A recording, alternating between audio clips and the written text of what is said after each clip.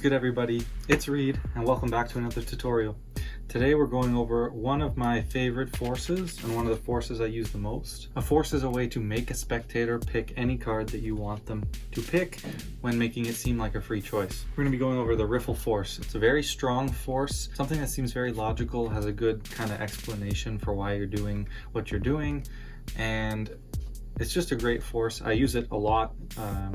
One of the forces I use the most. It's pretty easy to do. Alright, so with all that said, let's jump right into the video. For the demonstration of a Riffle force, I'll show you how it might be used. Take the jack, push it into the middle of the deck. Then we can give the deck a couple of our shuffles.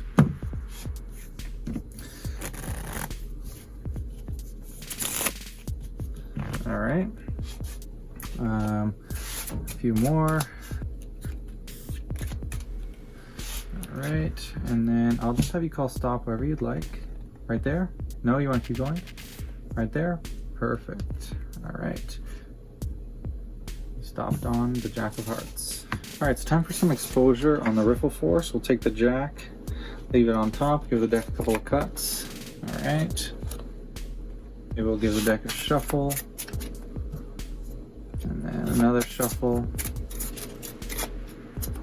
Give the deck one more cut.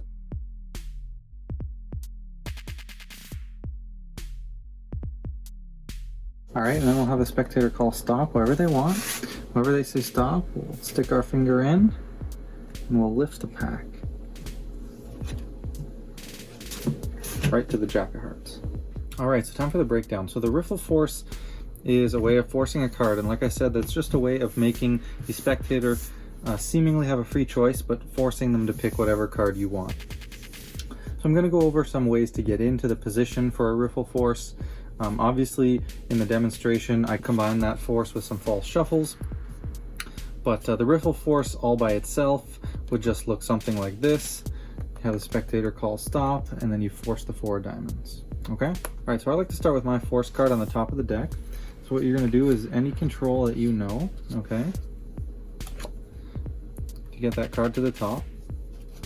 And then you just want to cut the card and hold the break. So you want to cut it into the middle, and this is going to be the point that you're forcing. Okay, so right now I've just cut the 8 into the middle. So first what we're doing is that thumb riffle, as I talked about before. So we're holding the deck in mechanic's grip, and we're curling the index underneath and applying an upwards pressure while bowing the deck down, and then we're letting cards riffle off the thumb.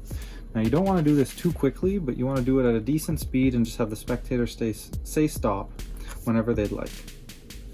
Okay, what you're trying to do to make this look as believable as possible, you want them to say stop about where your pinky break is. So my pinky break is right on the middle, and that's usually where I like to keep it. So I'm going to try to, time it so that wherever they say stop is about the middle of the deck, and that'll just make the force look more convincing. If they stop after like 3 cards and then you pick up the whole pack like this, it's not going to look as convincing as if they stop somewhere in the middle and then you pick that up. I'm going to get into what to do if they call it high, or you'll have those annoying spectators who just wait till you're all the way at the bottom, and a few ways around that. So once they've called stop, what you're going to do is a nice little subtlety where you take your middle finger and you stick it in right where they said stop. Okay, that's going to make it look like you're grabbing where they said stop. As you stick that in and slide it across, you're going to kind of rotate the deck down and come from behind with the thumb close to the pinky. You don't want to come too far over here because it's easier to miss your break. The break's a little bigger at the end with the pinkies. So then you stick your thumb here and you let the front of the deck fall while lifting up at the back. Alright, so I'll go over that again. Once you get that spot and the middle finger comes in, the deck starts to rock down as this thumb comes and contacts the back right corner where the pinky is holding the break. And the reason for that is, like I said, the break is going to be bigger there, so it's going to be easier to grab that break with the thumb than if you just come on this side or in the middle. So you come in, tilt the deck down, grab that corner, and then lift off at the break, okay? So I'll exaggerate it, right? If the break's really high and they say stop down low, this is the discrepancy you'll see, right? Like this. Even that still looks pretty good. I don't hear a lot of tutorials on the Riffle force talk about this much, but the best way to cover the action that you're not cutting the deck where they say is to tilt that deck down, right? You want to tilt it and aim the top of the deck at their eye line. That's not going to let them see where you're cutting the deck, right? If you cut it like this and then right in front of them and they go like this, you could see that discrepancy, and you definitely don't want to keep holding that break. You need to let that pack close. So again, come in, tilt down, grab with the back of the thumb, let the top close, and while you pick up from the back, okay? And that's how you change the spot that you're picking up. All right, so from the side, let's see if we can get a decent view. So it's gonna stop right here. I'm gonna slide in, come around the back, let the front close, and take the pack off, okay? And that's how you're gonna force that bottom card. So I wanna reiterate, after you have that card on top, you're gonna cut it into the middle. And that's how you're gonna get your break and get set for the riffle force. Of course, you can do this a bunch of other ways. You could dribble the pack and then get the break, like we've talked about before. But regardless, you need a break above that card, okay? Again, I would recommend that you do that in the middle, because if they go way down low, the middle is pretty close. If they go way up high, the middle is still pretty close. But again, you should work on your timing to try to not go too fast at the top. Don't blow by the middle so that you're stuck near the bottom, and don't go, you know, super slow so they stop you near the top. Just have a nice pace. People usually take like a second to say stop, right? You'll start and they'll say stop, and then you're right on the middle, and that'll leave you with the least discrepancy when doing this force. So as you can see, this force is pretty easy to do. Another thing I'll just touch on is you could do the riffle force definitely with trying to force this card, right? So you hold the break underneath the card, and then when they stop here, you show like this. The only time I would ever use this is if you're doing a peek and you just want to do a quick peek, right? So you go like this, quickly have them peek, and then you close the deck. So you're forcing a peek on them. Otherwise, I always think it's better to do the card face down. One, you can give it to them to pick up, and I've always found that that's just a little subtlety that makes the spectator feel like they had the choice. Just handing that part out and letting them take that card makes it feel a lot less like a force in my mind. When the card's face down, you know, it doesn't make it seem like you know what it is or anyone knows what it is. So I just much prefer doing it on the top. Again, if you want to force that peak, you just start with the card on the bottom, do your riffle force, and flash that card. So in terms of subtleties, a big one, like I mentioned, I covered this in the breakdown, slide that finger in where they call stop. That just gives a great illusion that you're taking the pack where they said stop. So you just go like this, slide that finger in. You're really not even doing anything. It's just doing an illusion, and then it just kind of slips out as the deck pulls up from the back. And again, I've talked about this, but it's really important as a subtlety, and I don't think enough people talk about it. Kind of rock the deck. As you come in here, rock the deck down, and that's going to cover the discrepancy in where you're taking the deck from. So if my break is really high and someone were to call stop at the bottom, if I rock as I take the pack off, you can't really tell where I even made that cut. Obviously this pack's super skinny, but if you just hold your hand, if everything's at their eye line, they won't even notice, okay? But again, you want to avoid this by trying to keep that card right around the middle of the deck. Another thing I like to do, just to make it feel like it's more of a free choice, is ask them, are they sure? So on their first time saying stop, you just say, are you sure? And then if they say no, you can totally keep going. So that's super strong and really makes them feel like there's no way you could force if you're letting them change their mind. All right, in terms of body language, can you guess what I'm gonna say? Natural. Don't be fidgety and fumbly when you're doing this force. You know, don't bring too much attention to that cut when you set up. Just do it nonchalant, do it in an off moment if you can. Get set, have a nice pinky break, so not so big that it's split at the front, just a little bit of skin so it's hidden. Do everything very smoothly, go from here to here, very smooth. Don't be choppy, don't go like this. Right, do it in a smooth motion. And with smooth, do it at a decent speed as well. You don't want to go super slow, but if you do it at a decent speed, it looks very fair. Be laid back when you do this. Don't bring a lot of attention to the force. Obviously, when you're doing a force, it's an important moment of a trick. The spectator shouldn't know that though. Keep it like it doesn't really matter what card they pick, right? You want to give that across. So you're kind of laid back, you say, all right, you ready? Pick a card, just tell me to stop. Perfect, awesome.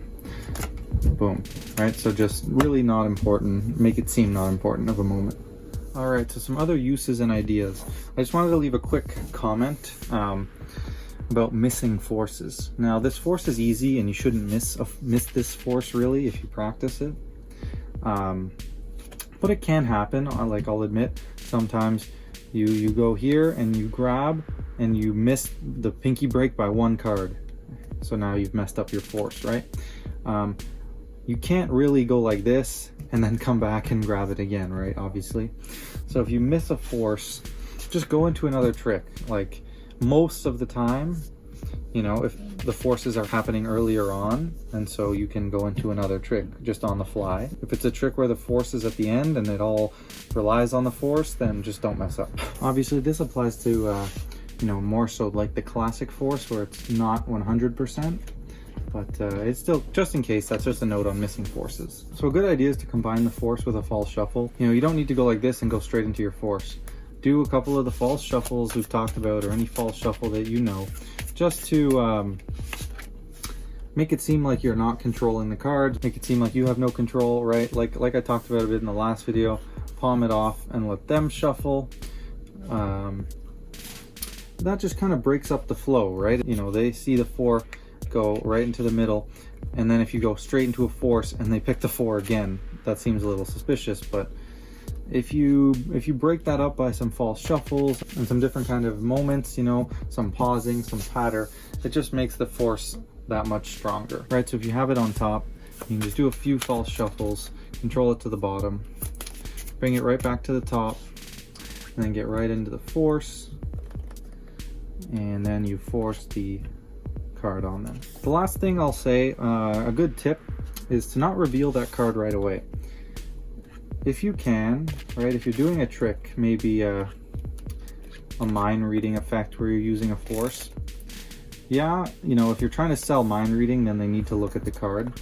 But it's a strong effect as well if you force a card on someone and they don't look at it right away. It also helps with breaking up that kind of moment when you put the card in and then going into the force, right? So if we put the king into the middle of the deck, and then we go in and we have them pick anywhere they want, what you can do is you can just cut where they said stop on top, and you just say, okay, that's your card, we'll leave that there for a sec though. So now you're forcing it, but you're pretending like no one knows what the card is, and giving this a little bit of time delay. You know, maybe you move on with the rest of the trick, maybe you put that card face down, and then they kind of forget, oh, he riffled and did this, in case they were suspicious of the riffle. They'll forget about how they got that card. You could even tell them, yeah, so you picked that card from the deck. You can tell spectators this if you let some time pass, and they won't really remember. You can kind of control the narrative, and that's something I'm going to talk about in another video. It's, recapping is a very strong principle in Magic. So if you leave it, right, we've done all this, I've done all this talking, and that card's still there. Maybe I move on with the trick, and then we come back to that card at the end for like a prediction or whatever's going on. Then I say, that card's been there the whole time. You chose that card out of the deck, and it is the king of diamonds, or you know what I mean? So it's strong to let them sit on that card, and don't let them, you know, take it right away and look at it. If you put it down, or like I said, you cut it to the top of the deck and you leave the pack there while you talk for a bit, it kind of, I found it just takes away from it feeling so much like a force, or like this card is important. Alright guys, well that's it for another video. The Riffle force is a super strong tool. It's one of those surefire forces that I really love to use. Very strong. Just practice it, get it looking natural. It's not too hard of a move, and I got a lot of good stuff coming up that we'll need some forces for. Some great effects. So I might do a series of force videos coming up. I want to teach the spread force. Not the classic force, the spread force. They're different. Maybe I'll do a video of 3 other quick, easy forces, and I'll mash them up in one video. You know, this is one of my favorite forces, probably number 2 or 3. My favorite force, well, I'll let you know when we get to it. It's a really, really basic force, but it's so strong, and it's the one that I feel like gives the spectator the most illusion of freedom, because they handle the deck the whole time. So it's great. All right, with all that said, don't forget to like, subscribe, Stay tuned for more videos, and I will catch you in the next one.